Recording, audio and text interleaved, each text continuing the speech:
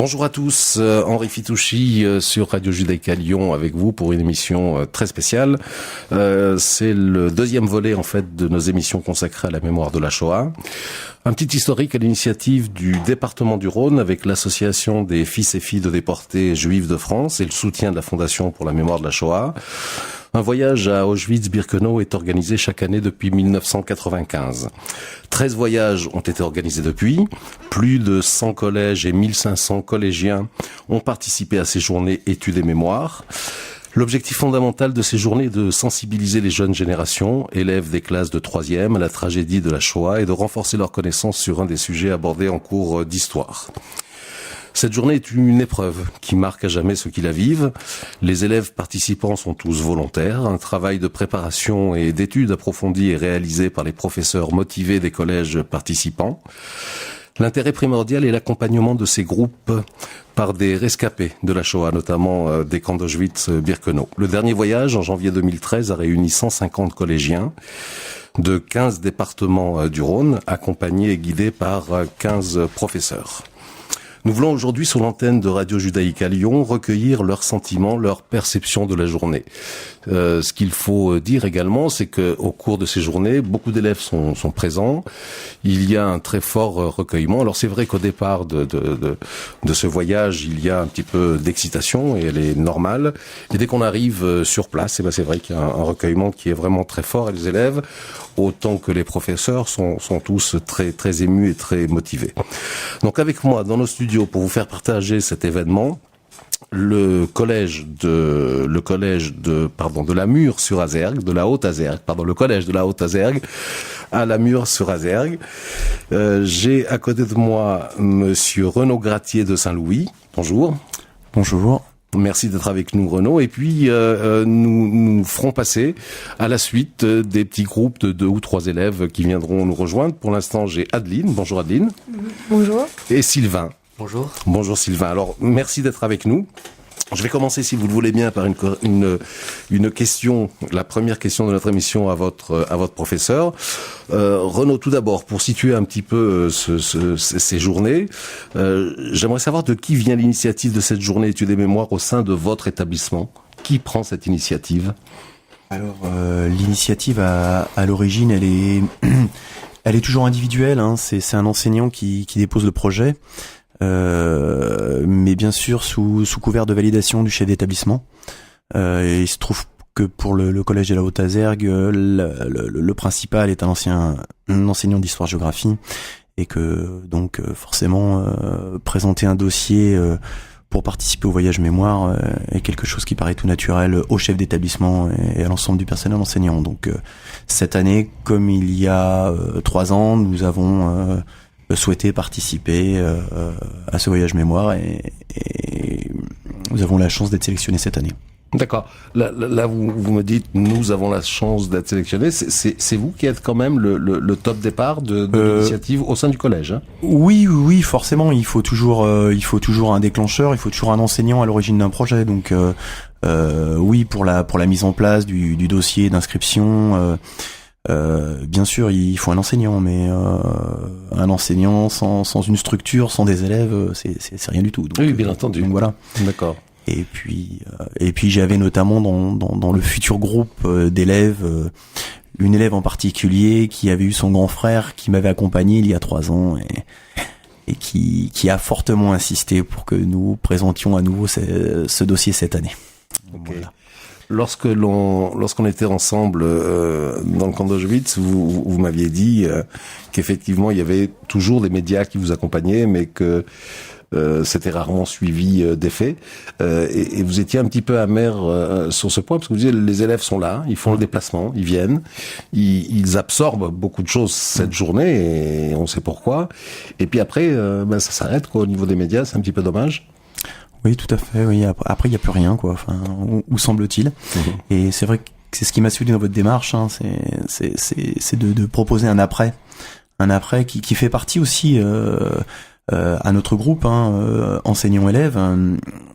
Ça fait partie du contrat qu'on a signé, du contrat moral qu'on a signé pour participer à ce voyage mémoire. Hein, être capable d'être des porteurs de mémoire, de parler de ce qu'on a vu, éprouvé. autour de nous. Et quoi de mieux qu'un média pour le faire, la radio notamment ici. Et voilà, je trouve que justement cette proposition m'a séduit, votre proposition m'a séduit parce que elle nous offrait la possibilité de communiquer là-dessus, quoi, et de donner enfin la parole aux enfants. Ok, alors avant de donner la parole à Adeline et Sylvain pour recueillir leur impression, une deuxième question: quelles sont, selon vous, les principales motivations des élèves volontaires que vous accompagnez? Alors, c'est difficile, c'est difficile de répondre scientifiquement à cette question-là. L'intérêt peut être, il peut être très divers, ces intérêts en fait. D'abord, ils sont liés au programme d'histoire. On est face à des élèves, donc il y a toujours cette dimension scolaire. Donc la Shoah fait partie du programme de troisième en histoire. Ensuite, il y a aussi un projet pédagogique, forcément, donc qui peut séduire les élèves.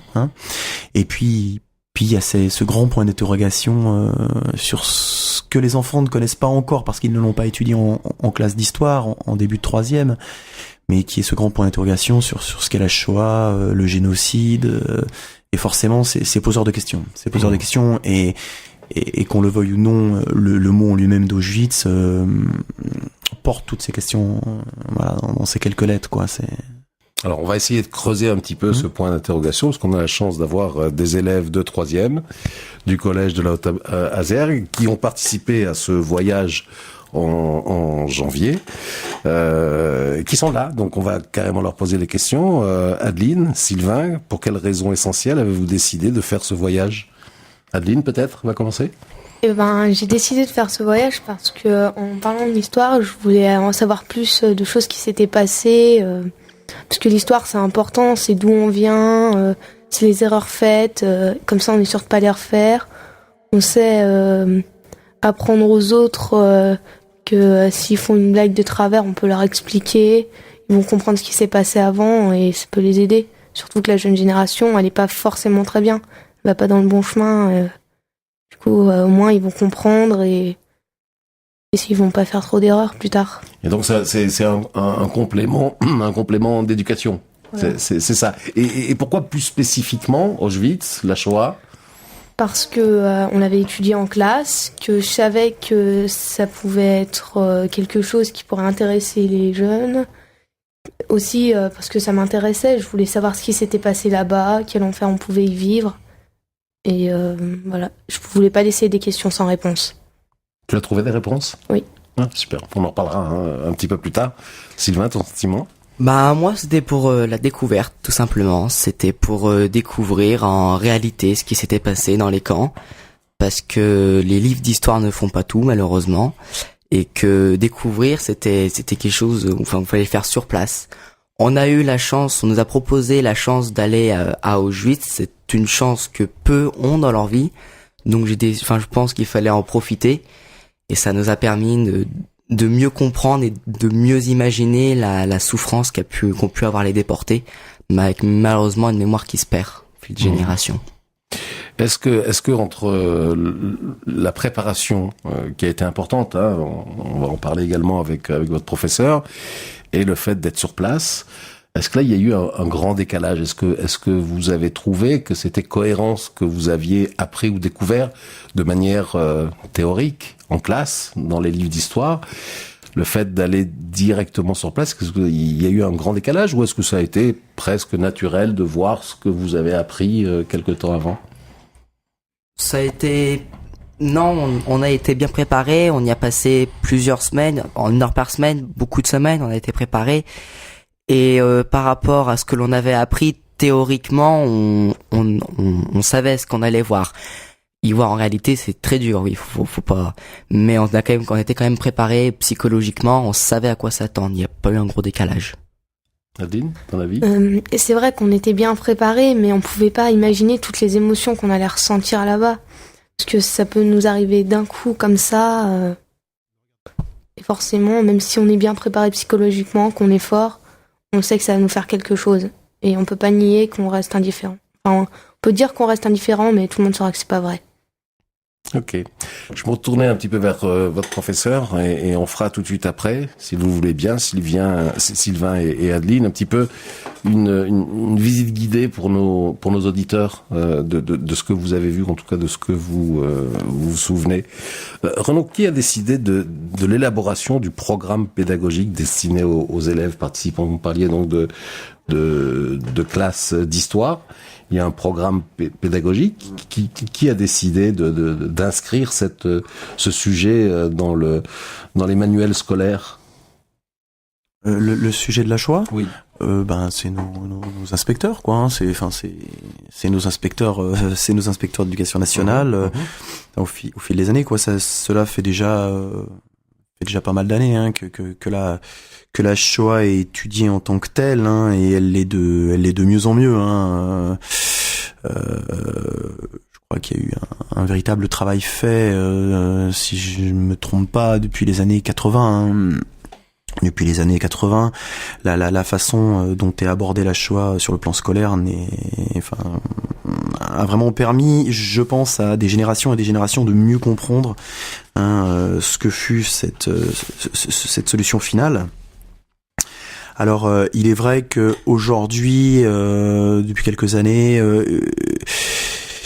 les programmes évoluent en fonction aussi des récentes découvertes, hein, ce qui fait que notamment au niveau du programme de 3e, il est proposé aux professeurs soit de travailler sur un modèle de camp, Auschwitz notamment, soit de travailler sur la Shoah par balle, hein, voilà. Ce qui peut être un petit peu dommage, c'est qu'on ne puisse pas du coup aborder les deux, qui sont un tout, hein, ou en tout cas un début et une suite. Mais je pense qu'on n'a jamais été aussi près de la vérité historique dans l'enseignement des programmes aujourd'hui, et grâce à la recherche, hein, grâce aux témoignages qui ont été additionnés au fil des années, depuis que la masse des déportés a témoigné dans les années 70-80. Quoi. Ils sont décidés à témoigner. Vous nous parliez tous d'une préparation importante de plusieurs semaines. Quel support, Renaud, avez-vous utilisé pour instruire et sensibiliser les élèves à ce voyage et à l'histoire de la Shoah? Alors, les supports qui ont été utilisés sont des supports assez simples, hein, en fait, parce que entre le temps où le dossier est posé et le temps où le collège sait qu'il a été sélectionné, il se passe quand même un certain laps de temps, et du coup il nous reste assez peu de temps pour préparer les enfants, en fait, hein, voilà un petit peu la difficulté de ce voyage. Et alors moi j'ai souhaité comme support, hein, entre autres, hein, c'est un support visuel, hein, c'est Les Survivants de Rothman, hein, de Patrick Rothman, qui est donc une émission qui s'attelle à décrire les itinéraires de survivants des camps, hein, et ça me semblait une assez bonne entrée en matière, hein, parce qu'on part du début jusqu'à la fin, qui pour eux est la libération, et je trouvais assez intéressant. Bon, c'est un support visuel, auditif, et qui passe bien avec les jeunes. Ça, c'est le premier support qu'on a eu, le support véritablement scolaire, on va dire, hein. Et puis le deuxième support qu'on a eu, c'est la participation à la commémoration d'une plaque pas très loin du collège de Lamure-sur-Azergue, dans une commune des hauteurs des monts du Beaujolais, Poulez et Charmeaux, dans un petit hameau qui s'appelle Chancet, où a été apposée une plaque en souvenir de familles juives qui ont été abritées dans ce qui deviendra un jour une colonie de vacances, quoi. Voilà. Et les enfants se sont beaucoup investis dans ce projet-là, et ça a mis à la fois du concret rajouter donc et de l'émotion aussi. Tout à fait. Alors, Adeline et Sylvain, en vous portant volontaire, vous avez suivi, donc on en parlait avec Renaud, un programme préparatoire. Est-ce que celui-ci, d'après vous, a été instructif déjà et suffisant? Oui. Bien assez, parce que ce qu'on étudie en classe, en cours classique, c'est peut-être 4-5 heures du programme. C'est loin d'être suffisant pour étudier tout le complexe des camps, tout ce qui est les camps, la vie, les déportés. Donc oui, ça a été utile, ça nous a permis psychologiquement de se préparer à ce qu'on a pu voir. Et effectivement, il nous fallait bien ça, je pense. Nadine, ton avis? C'est vrai qu'en cours, on apprend certaines choses sur la Shoah, mais on va pas tout apprendre, on va pas creuser plus loin, parce que après il y a d'autres programmes, alors qu'avec ces préparations, on a pu creuser, on a appris des choses qu'on n'aurait pas pu imaginer, et ça prépare bien au voyage. Ok. Est-ce que vous voulez bien, Adeline Sylvain, faire un petit résumé de votre journée de visite? On va essayer de faire ça rapidement, mais je voudrais encore une fois que nos auditeurs essayent de s'imaginer un petit peu cette visite pour ceux qui n'ont pas eu la possibilité de le faire. On est arrivé, me semble-t-il, le matin de bonne heure. Et on est arrivé devant la porte du camp d'Auschwitz, mais après je vais te laisser raconter. Et au départ, on arrive à Auschwitz 1, parce qu'il faut savoir qu'il y en a eu 3, mais je crois qu'il y en a un qui a été détruit, donc il en reste plus que 2. Et dans le premier, on a vu une plaque qui dit Arma, enfin j'arrive pas trop à dire, c'est un mot allemand, et ça veut dire le travail rend libre. Ensuite, on rentre vraiment dans le camp, et là on voit des bâtiments qui sont tous identiques, ils ont juste des numéros, et c'est là que tout se passait, sinon ils étaient à l'extérieur à travailler. Est-ce que vous avez eu le sentiment que ça ressemblait à une caserne? Parce qu'en fait, le camp d'Auschwitz 1 était une ancienne caserne réaménagée, mais est-ce que vous avez eu cette impression? C'était une ancienne caserne? Non, on n'a pas eu cette impression. Nous, on est allé là-bas en se disant que c'était un camp de concentration. On a vu un camp de concentration. C'est imaginer un camp de concentration. Déjà, rien que à l'entrée, Arbat-Matt-Frei, qui était là donc, et c'est déjà assez choquant. Et ensuite nous avons vu des grands couloirs de baraquements qui étaient aussi assez perturbants, parce qu'on savait que dans tel il y avait eu des tortures, dans tel les déportés vivaient reclus, serrés. Non, on voyait pas vraiment une caserne. On voyait autre chose. La suite de la journée. Donc l'après-midi, on est allé à Auschwitz 2, Birkenau. En fait, ils emmenaient les déportés par train, et ils avaient fait en sorte que la rampe rentre à l'intérieur du camp. Dès qu'on entrait, on voyait que le camp était immense. On voyait que le camp, à des moments, il était séparé par des fils barbelés, des grillages pour séparer tout le monde. Et ensuite, on est entré dans des baraquements, on a vu comment ils dormaient, comment ils vivaient. On a vu un peu où se trouvaient les chambres à gaz. À l'après-midi, on est arrivé, qu'on pouvait tourner la tête à droite ou à gauche, on voyait des baraquements en bois à perte de vue. Déjà, ça, c'était relativement, on s'imaginait ces baraquements remplis à ne plus avoir d'air par des déportés le soir, le matin, qui essayaient tant bien que mal la nuit de passer la nuit là. C'était marquant.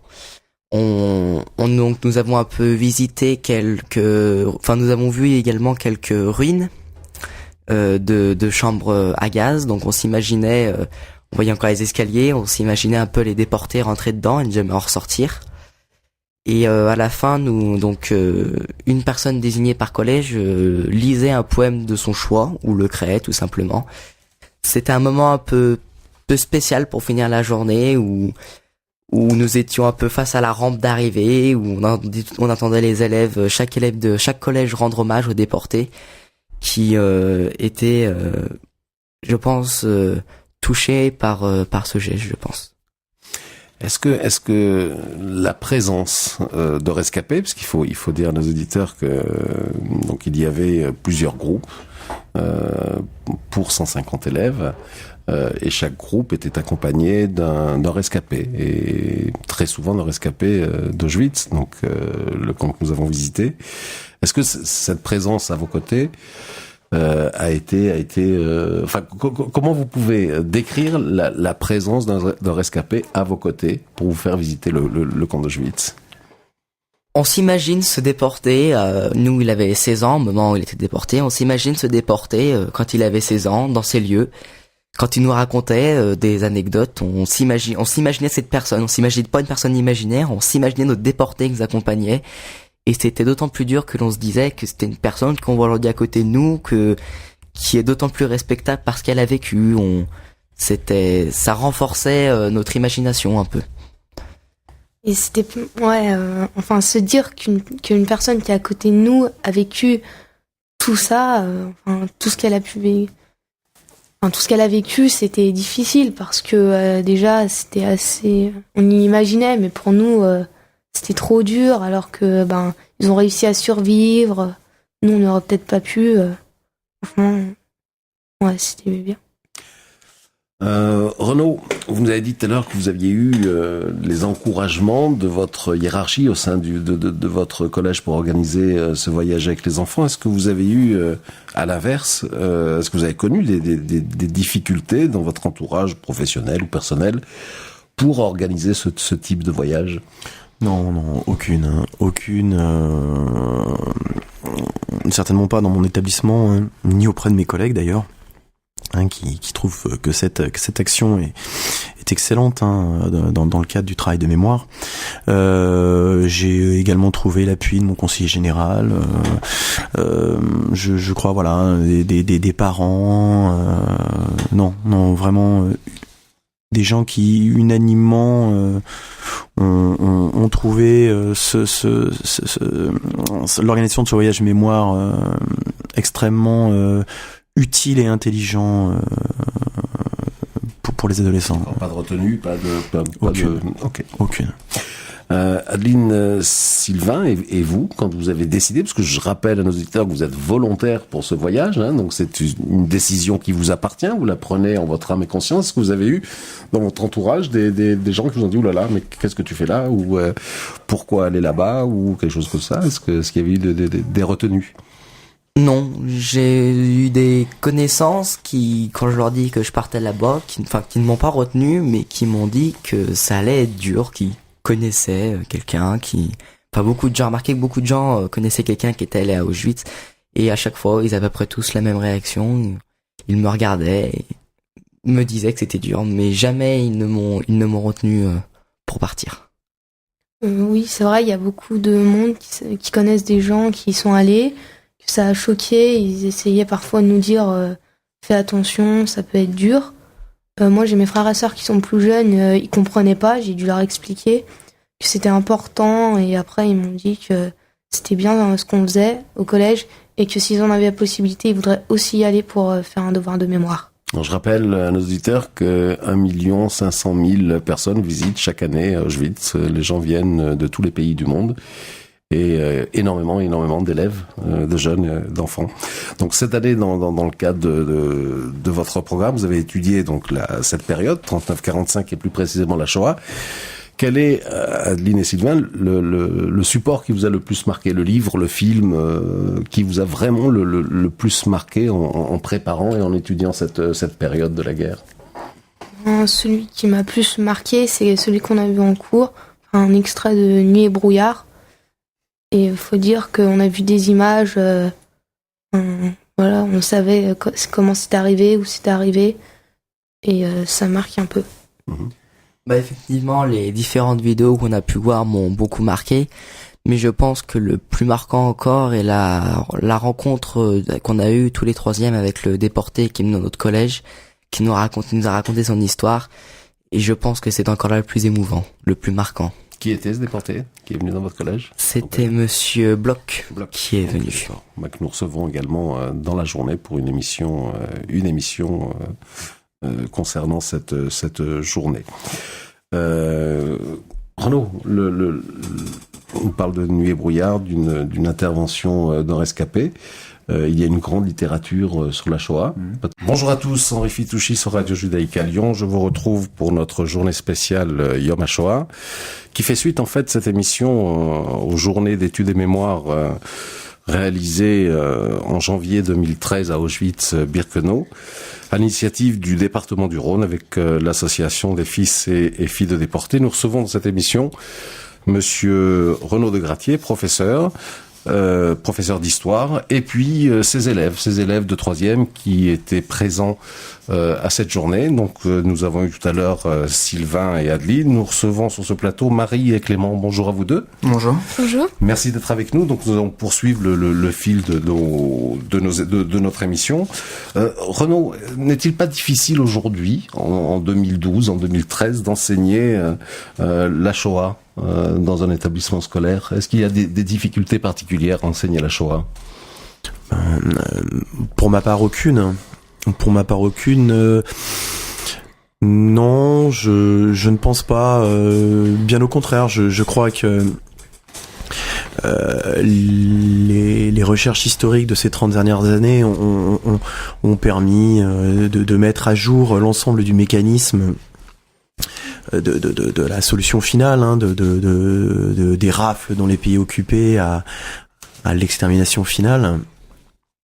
Ce qui fait qu'aujourd'hui, on a une connaissance parfaite ou quasiment parfaite, hein, de ce que fut la Shoah. Donc non, à mon sens, il n'y a pas de problème à enseigner la Shoah. Non, au contraire, on pointe du doigt le devoir de mémoire. Non, aucun. Ceux qui penseraient ça se trompent. Hein, non, il n'y en a pas. Ok. Je vais aller un petit peu plus loin, si vous voulez bien, dans ma question.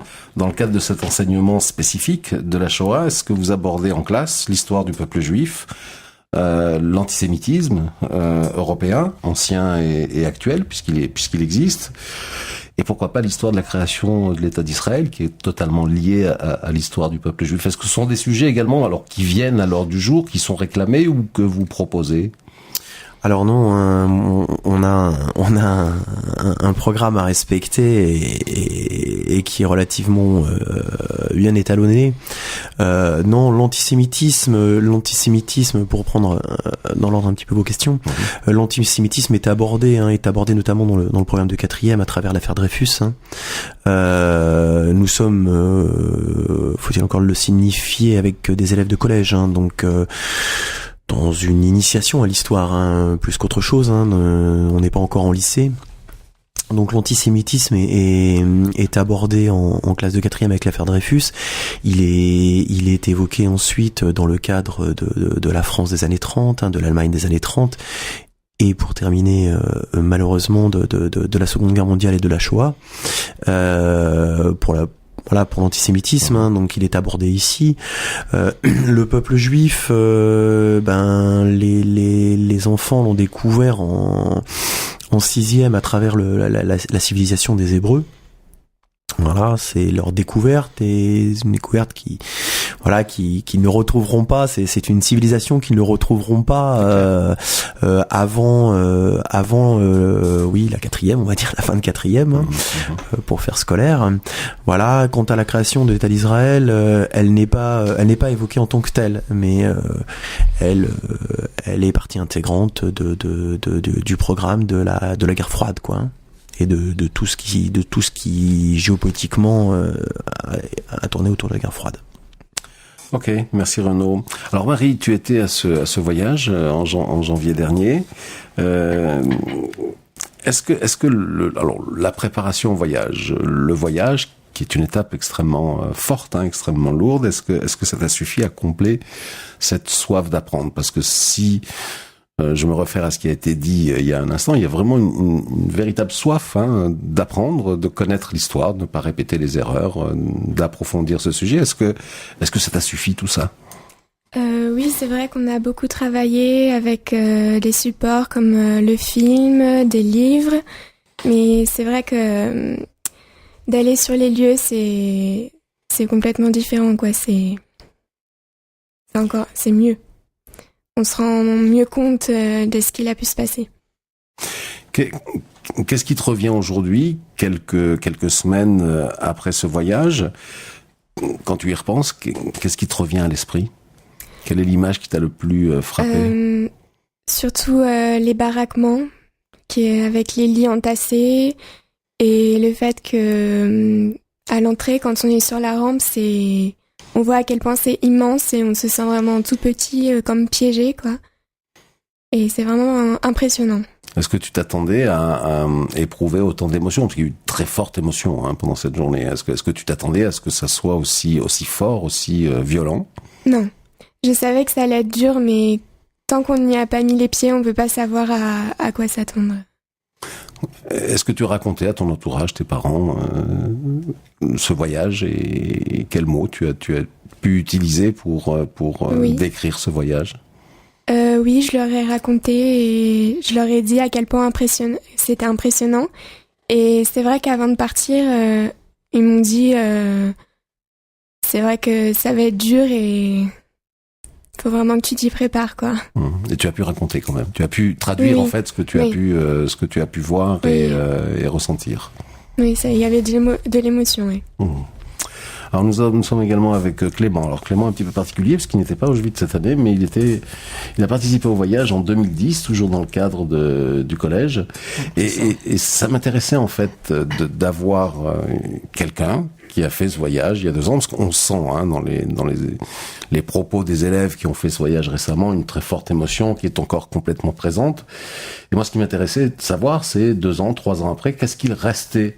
Alors de l'émotion, mais surtout qu'est-ce qu'il restait de cette préparation au voyage et véritablement du voyage? Ouais, comme vous l'avez dit, déjà en tout premier, c'est surtout l'émotion. Dès qu'on va en rapport avec quelque chose, une signification, on repart. Par exemple, la vie de tous les jours, on va parler de la guerre ou autre chose, on a toujours une pensée qui est là. Ça reprend et on se rappelle quand j'y ai mis les pieds, je m'en rappellerai toujours. La plus forte émotion, c'est quand j'ai mis le premier pied sur le camp. Le premier pied, l'atmosphère, elle change complètement. On est dehors. On arrive, on descend du car, on est tout posé, on commence à avoir la boule au ventre, on sait pas ce qui va arriver. On pose le premier pied, et là, c'est complètement différent. C'est vraiment, c'est l'émotion, ça frappe d'un coup. C'est vraiment un coup, comme on va dire, un coup sur la nuque. On est posé, là, on sait pas ce qui est...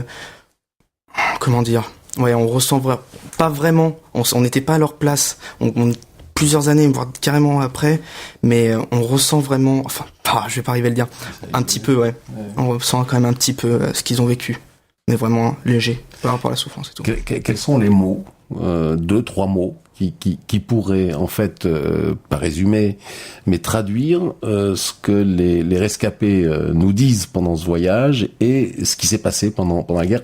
Je veux dire, pour quelqu'un d'humain, pour une personne, quels sont les sentiments qui pourraient ressortir en 2, 3 mots? On pourrait dire déjà physiquement le froid. Si on y allait nous, c'était au mois de janvier, mais il faisait moins 20, je crois, si je me souviens bien. Si mes souvenirs sont bons, nous, on a eu moins 20, mais avec le temps après, c'est la météo et tout, ça change, mais c'était pire. Je pense que eux, c'était complètement pire. Après le froid, je pense qu'ils se demandent... Il y en a, ils savaient pas vraiment pourquoi ils étaient là au départ. Après, il y en a, ils se sont rendus compte plus tard, mais je pense que ils étaient surtout, abasourdis, on va dire. C'était t'es pris, t'es mis dans un wagon, t'es emmené comme ça. C'est comme des bêtes, en fait. Ils étaient traités comme des animaux, et c'est quelque chose quand même d'assez dur.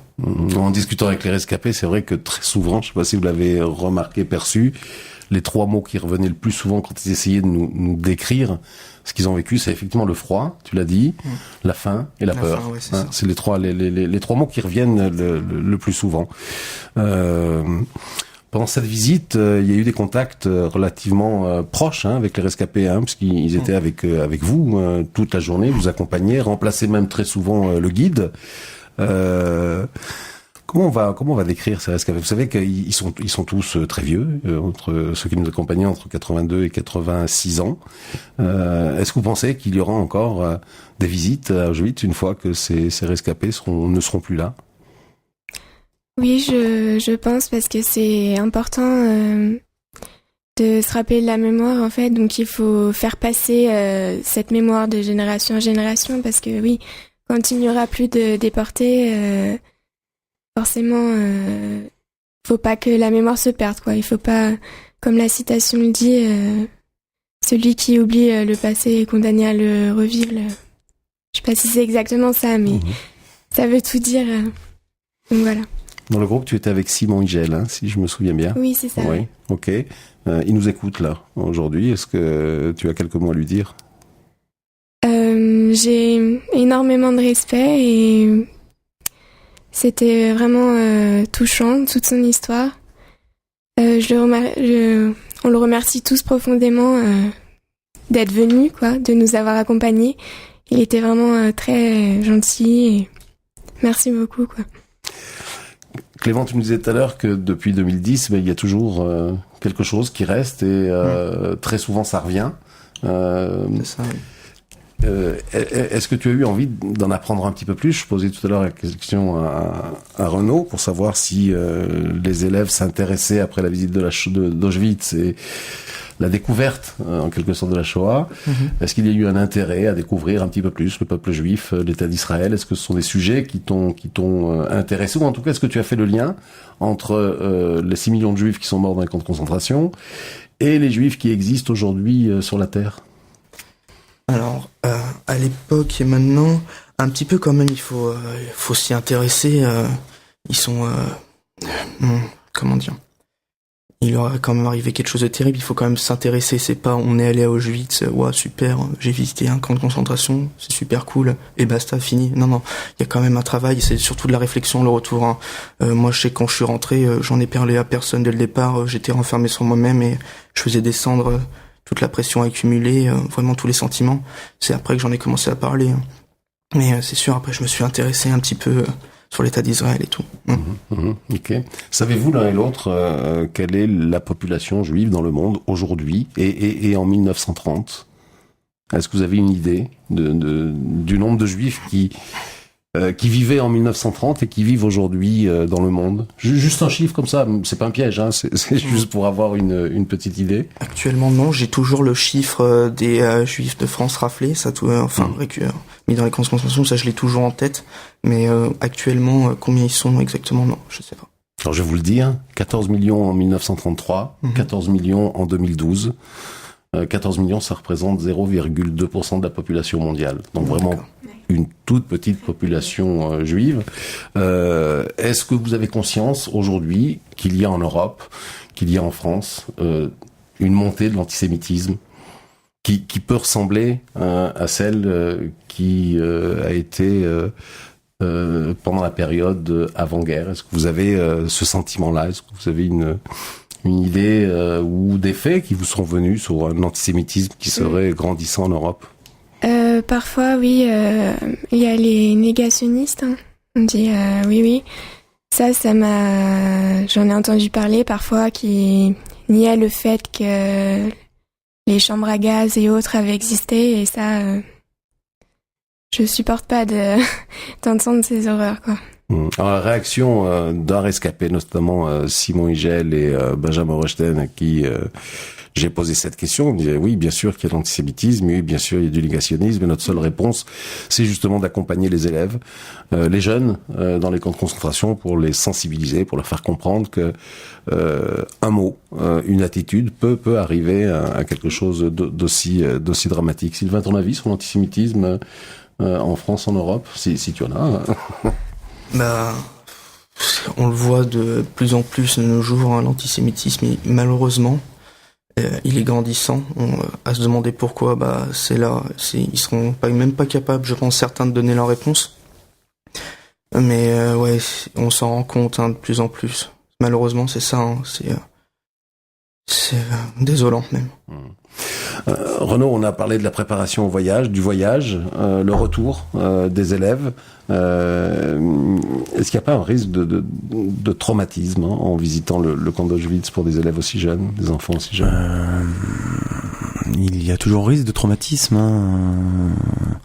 Maintenant, à nous de leur donner la parole, qu'ils puissent parler, qu'ils puissent écrire, pour pouvoir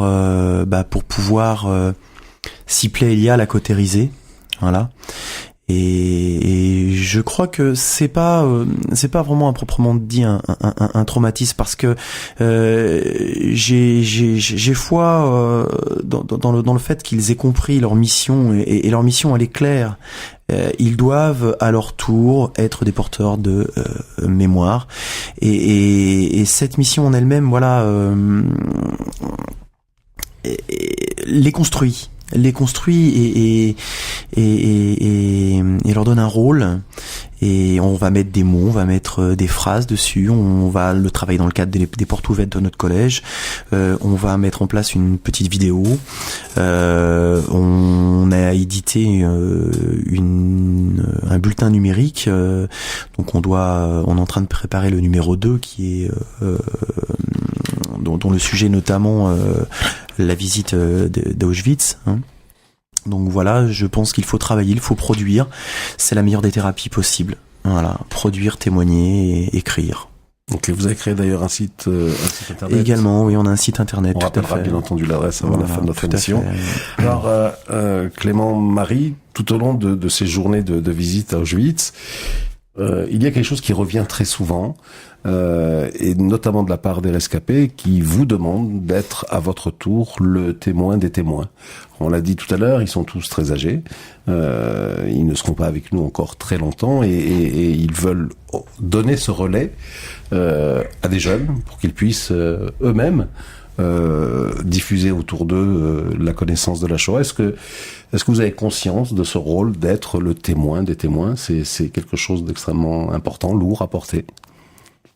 Oui, on a conscience de ça et il faut être les porteurs de mémoire, quoi, oui.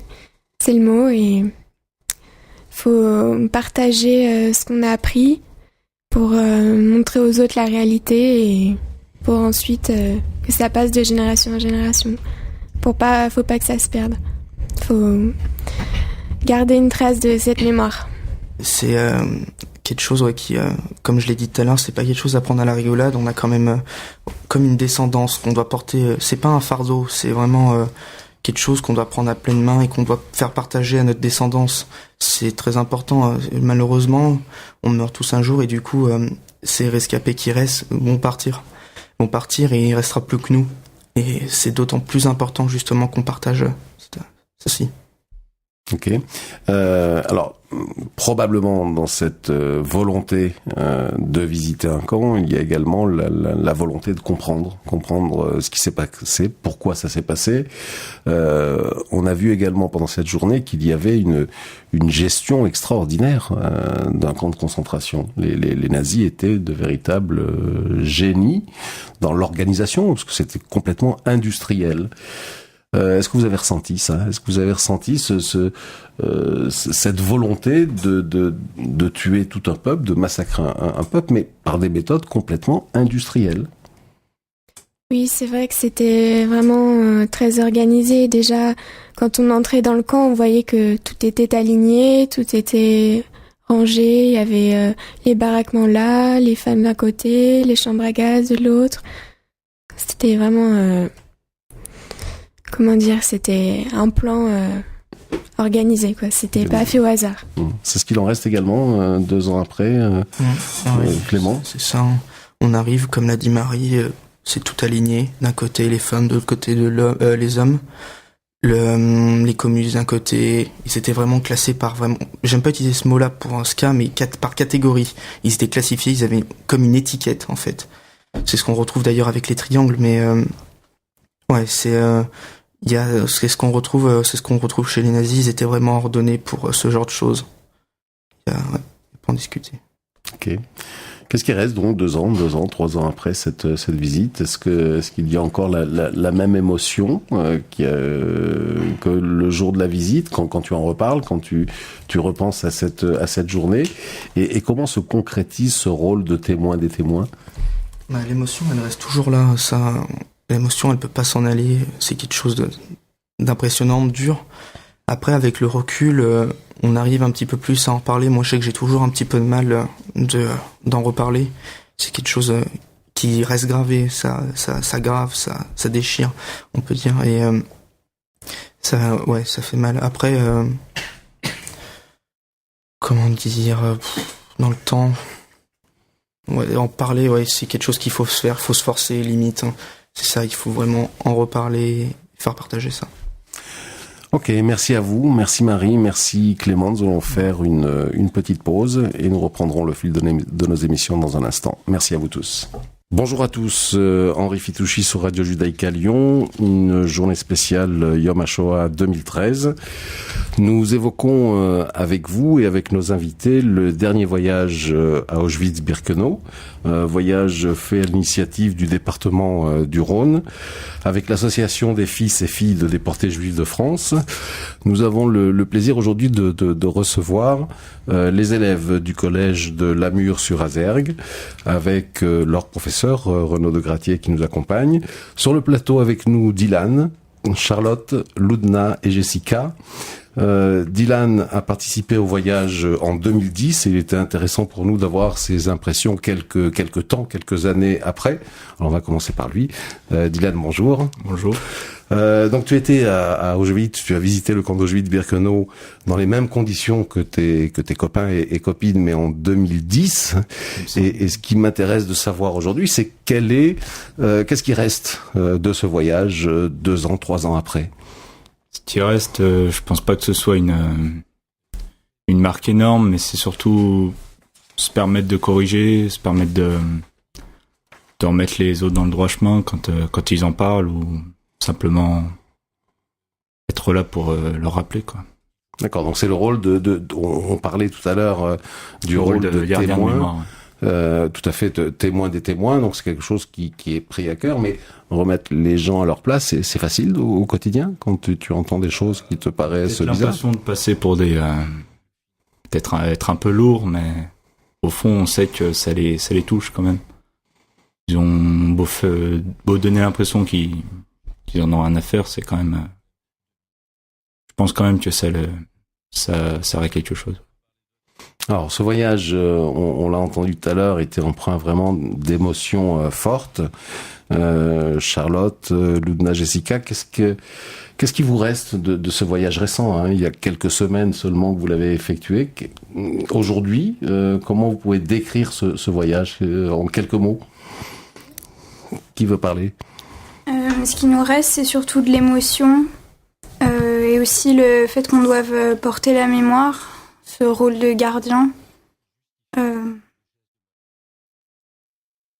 Est-ce qu'il y a enfin, comment tu pourrais traduire cette journée si je te demandais de choisir 2 ou 3 mots qui résumeraient en fait cette journée, quel mot tu pourrais choisir?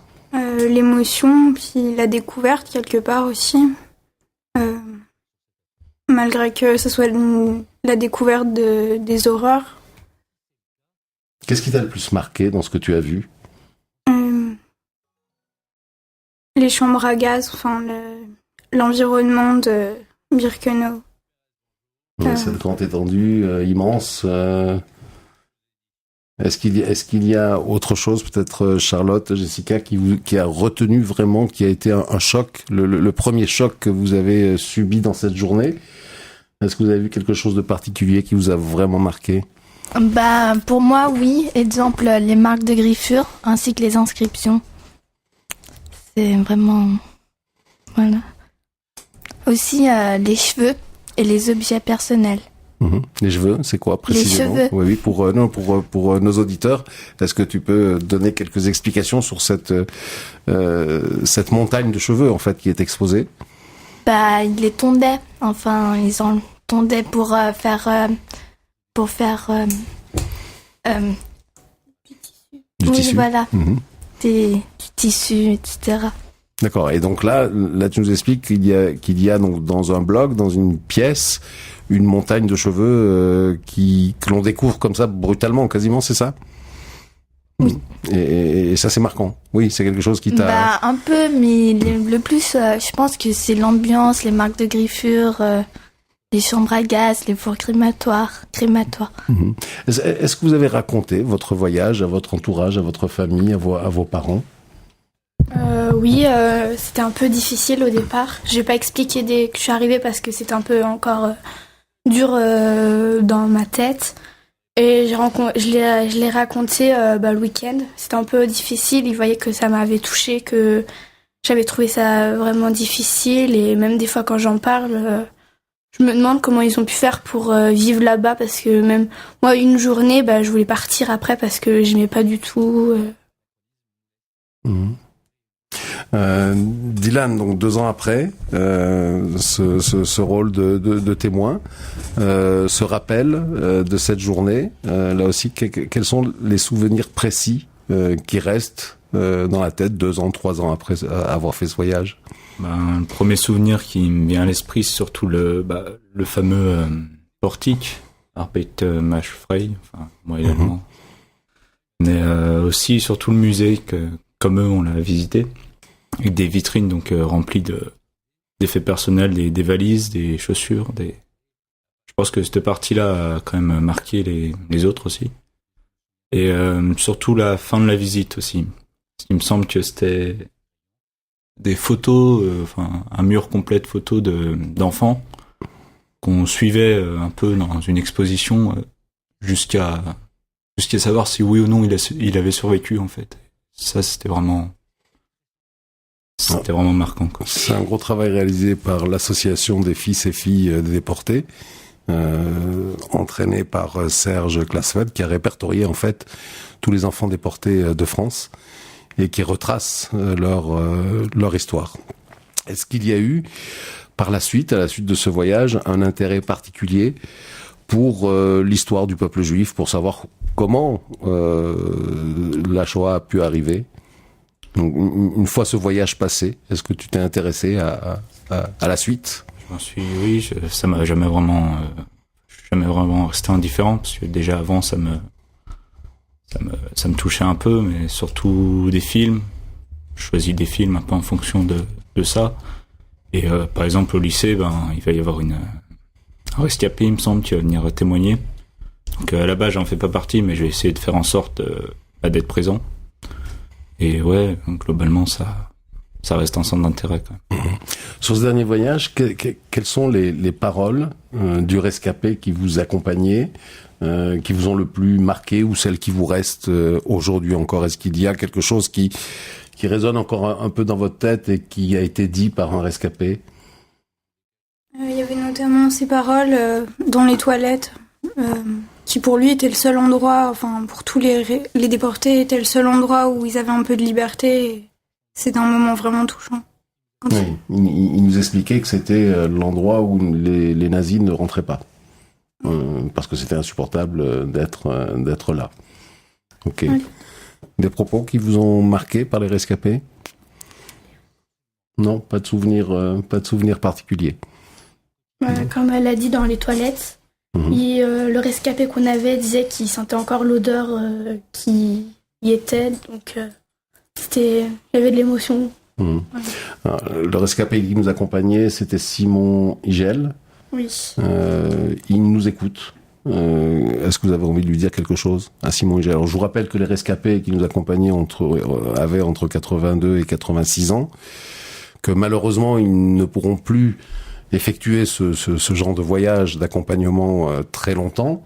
Quels sont les mots que vous avez envie de lui dire? Avant tout, merci pour nous avoir fait partager cette histoire vraiment touchante. On a tous du respect pour lui, pour ce qu'il a vécu, la souffrance, voir ses amis mourir, entre guillemets, sa famille. Merci. Enfin, voilà. Ok. Dylan, un dernier mot sur ce qui reste de ce voyage 2 ans après. Est-ce que tu as envie de refaire ce type de voyage? Est-ce que tu prévois en tout cas de le faire? Je pense que le refaire, ce serait pas tellement utile, parce que c'est quand même bien resté dans ma mémoire. Mais je pense que si je pourrais inciter les jeunes à y participer, je le ferais. Enfin, une intervention ou quoi que ce soit, je serais pour. Malgré la difficulté, parce que c'est une journée difficile, malgré cette difficulté, ce poids, tu encouragerais les jeunes à y aller? La difficulté, oui, mais je pense pas que ce soit insurmontable, c'est surtout une armure en plus, je pense, pour la vie, c'est une leçon. Je pense que c'est un bagage qu'il faudrait qu'ils aient tous. Alors, je voudrais juste vous citer un extrait d'une lettre écrite par Simone Sizin que je recevrai un petit peu plus tard dans la journée, qui est écrit à Benjamin, qui est un rescapé, qui était avec nous ce jour-là, qui lui dit, elle a fait 3 voyages à Auschwitz, qui lui dit: lors de mon premier voyage à Auschwitz, je crois que je cherchais à comprendre. Au second, j'ai voulu ancrer en moi cette réalité. Hier, j'ai compris que je ne comprendrai jamais. Qu'est-ce que vous avez compris de ce voyage, de cette journée à Auschwitz? Est-ce que vous avez vraiment compris quelque chose? Et qu'est-ce qu'il est possible de comprendre? Comprendre quand même l'idée d'empêcher que ça se reproduise. Parce que, comme on l'a dit avant, le froid, ça nous mettait assez bien dans l'idée. On les imaginait dans leur... c'était des pyjamas, rien de plus. Donc là, c'était déjà assez dur. On n'a pas vraiment envie que ça se reproduise. Et voilà, c'est surtout... Plus jamais ça, c'est quelque chose qui sonne à votre oreille, mais est-ce que vous pensez vraiment que c'est possible de plus jamais vivre ça? Après, c'est à nous de faire en sorte de plus jamais vivre ça, de dire aux personnes que ce qu'ils ont vécu c'était horrible, et à nous de faire en sorte que ça se reproduise pas, pour que personne ne puisse revivre une telle vie comme eux ils ont vécu. Luna, juste un mot sur la compréhension de ce qui s'est passé. Comme une citation de Primo Levi, l'enfer c'est là où il n'y a pas de pourquoi, donc quelque part il y a rien à comprendre et tout. On peut pas comprendre en une seule visite, il aurait fallu le vivre pour comprendre. Alors vous avez choisi à la fin de cette journée, comme chaque groupe, comme chaque collège, de lire un poème, de lire un extrait de livre ou de lire quelque chose qui est de votre réalisation. Vous avez choisi, vous, de prendre chaque lettre du camp de Birkenau pour décrire un petit peu. Vous parlez de baraquement de l'enfer, d'internés déshumanisés, de rescapés des différences, commandos de la mort, européens persécutés, nuit et brouillard de cendres, assassins de l'innocence et union des justes. Comment vous est venue l'idée? Comment vous avez travaillé sur ce texte pour le rédiger? On a surtout pris les idées importantes, comme par exemple les internés déshumanisés. C'est bien là le terme, parce que quand ils arrivaient sur la rampe, ils étaient rasés, tatoués, tous avec des uniformes, enfin des pyjamas quoi. Mmh. Donc voilà, pareil pour les Européens persécutés, c'est bien le terme, l'union des justes avec les résistants, etc. Donc on a essayé de faire un peu un rappel de tout ça dans ce poème. Ok, merci à vous. Je vais me retourner vers Renaud à présent, le professeur d'histoire. Renaud, on arrive au terme de notre émission, de notre séance. Donc ce voyage est une étape importante dans l'année scolaire des élèves de 3e. C'est un événement également important, j'imagine, pour vous. Vous préparez déjà le voyage de l'année prochaine? Pourquoi pas. Non, généralement on n'est jamais sélectionné d'une année sur une autre, même si depuis 3 ans je pose un dossier tous les ans, mais c'est sûr que à titre personnel je ramènerai des élèves, puisque c'est le 2e groupe que j'emmène à Auschwitz. Et c'est ces 2 groupes dont j'ai été très fier de les emmener, très fier de les ramener. Je pense qu'ils ont vu des choses là-bas, ils ont compris des choses qu'ils ont envie de mettre en application. Donc c'est quand même l'objectif de ce voyage mémoire.